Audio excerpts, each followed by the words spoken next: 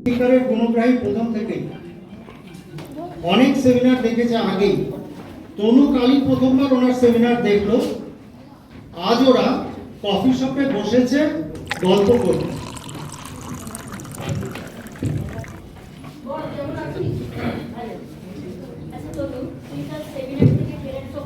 আমাকে যে কথাটা বললি সেটা কেন?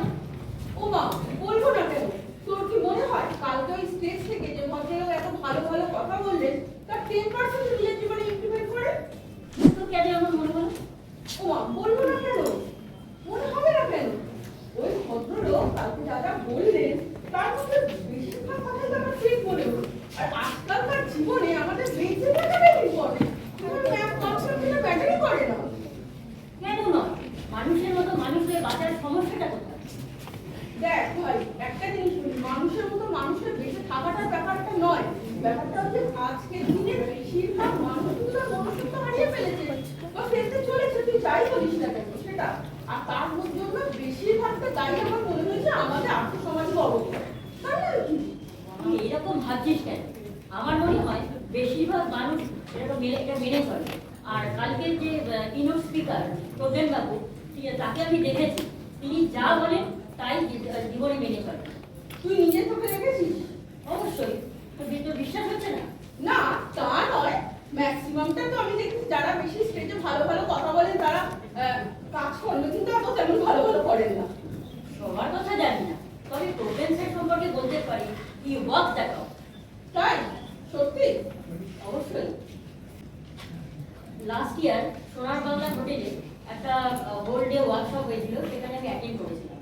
তো সেখানে স্পিকারও ছিলেন প্রজ্ঞান স্যার। সেখানে কি হয়েছিল জানি? হোটেলের সেমিনার হল। হোটেলের সেমিনার হল। এই কি রে, ফুলের বুকেটা এনেছিস? ওকে, আচ্ছা। এই 10টা থেকে তো প্রোগ্রাম শুরু। আরে 10টা রাজু, মানে ওই আর কি মনে হয় স্পিকাররা ঠিক টাইমে আসবে আর প্রোগ্রামও ঠিক টাইমে শুরু হবে 10টা বাজলে।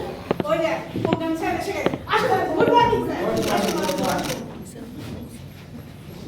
হ্যাঁ, আপনি তো সেকেন্ড স্পিকার, এত তাড়াতাড়ি চলে এলেন। বাবা তো ভাবাই যায় না এত তাড়াতাড়ি। তোমরা প্রোগ্রাম দেখেছো 10টা থেকে, আর আমার বাবা একটা বদ অভ্যাস আছে সময় পৌঁছো। আজকের ফার্স্ট স্পিকার দময়ন্তী, ওর কথা তো শোনার সুযোগই হয় না। আজকে শুনবো, ওর কথা থেকে কত কিছু শেখার আছে। স্যার, শুনেছি ম্যাডাম নাকি আপনার ছাত্রী ছিলেন? হ্যাঁ, তাতে কি, আমরা সকলের থেকে শিখি।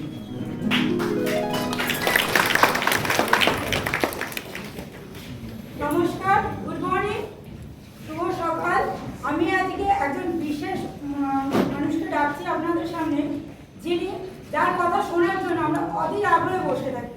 তিনি আর কেউ না, তিনি হলেন মিস দময়ন্তী খাসনবিশ।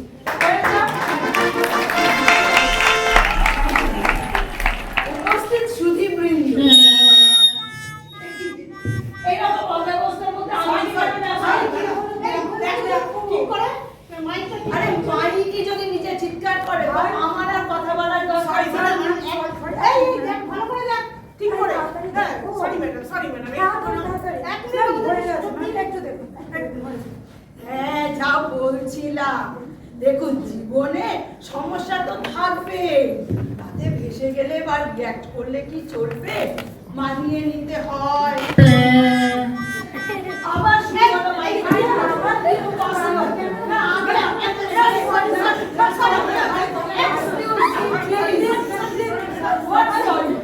আপনারা একটা 5 স্টার হোটেলে সেমিনার করছেন আর মাইক্রোফোন ঠিক করতে পারেন না।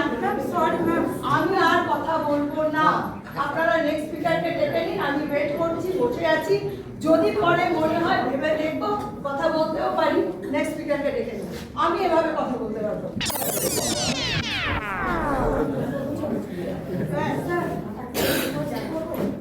স্যার, আপনি একটু আমাদের প্রোগ্রামটা আজকের এখন করে দেবেন? Please sir. ঠিক আছে, ঠিক আছে। আপনারা যদি আলাও করেন আমার কোনো আপত্তি নেই। Thank you sir. Good afternoon ladies and gentleman. Sorry, মার্জনা করবেন, যন্ত্রের যন্ত্রণা থাকতেই পারে। আমি আমার খালি গলায় কিছু কথা আপনার সাথে শেয়ার করব, যদি অনুমতি দেন। আশা করছি আমার কথাগুলো আপনারা প্রত্যেকে শুনতেও পারবেন এবং বুঝতেও পারবেন।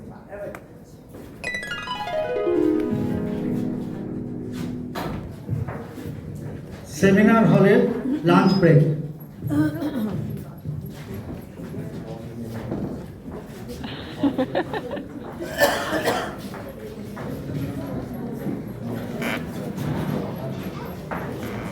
আরে ম্যাডাম, আপনি কখন এলেন? আপনারা তো দেখতেই পেলাম না। সেমিনার খুব ভালো হচ্ছে প্রজ্ঞা, তোমার কথা শুনতে পাওয়া তো ভাগ্যের ব্যাপার। খুব ভালো হয়েছে। ঠিক আছে ম্যাডাম, আপনি একটু আপনি এটা ধরুন। না না আমি নিয়ে নেব। না ম্যাডাম, আপনি এটা ধরুন, আপনাকে আনতে যেতে হবে না, ওখানে অনেক ভিড়। আজকে আমি জীবনে যা সবই তো আপনার শিক্ষা। কে বলো? ধরুন। না ম্যাডাম, আপনার থেকে যেটুকু শিক্ষা আমি জীবনে পেয়েছি আজও তারও কিছুটা মেনে চলছি বলে এই জায়গায় আছি। প্রজ্ঞা, মানুষ মানুষকে শেখাতে পারে না। তুমি তোমার মনুষ্যত্ব নিজেই জাগিয়ে তুলতে পেরেছো। তোমার সাফল্য আমাকে যে কি আনন্দ দেয় বলে বোঝাতে পারবো না। তোমার জন্য আমি গর্বিত। এগিয়ে যাও, অনেক বড় হবে, জীবনে অনেক উন্নতি।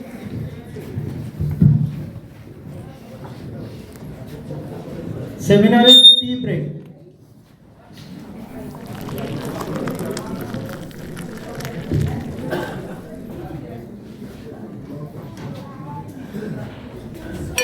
আরে করবে কি? হ্যাঁ, দেখে শুনে আসতে পারো না। আর তুমি কি আমার চোখে দেখো না, কাল থেকে তোমার সাথে থাকবে। তোমার হাতে হাতে আমার চাকরি করেছে। ঠিক আছে, না বাবা, ঠিক আছে, তুমি ক্ষমা চাওয়ার কোনো অপরাধ করনি বাবা। গায়ে তো চাটা তুমি ইচ্ছা করে ফেলোনি, আর কাজ করতে গেলে ভুল চুক হতেই পারে। আমি এতে কিছু মনেও করিনি, কিছু মনেও রাখিনি। আর আপনাদের একটা কথা বলি, এইটুকুনি বিষয়কে না এত বড় করে দেখবেন না প্লিজ।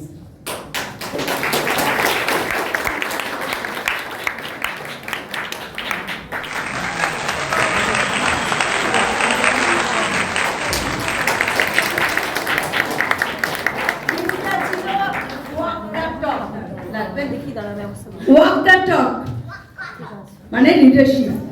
আর এই নাটকটা লিখেছেন এবং নির্দেশনা যার, তিনি হলেন মিস্টার দেবাশিস লোধ, যিনি স্টেজে ওঠেননি, এটাতে পার্টিসিপেট করেছেন।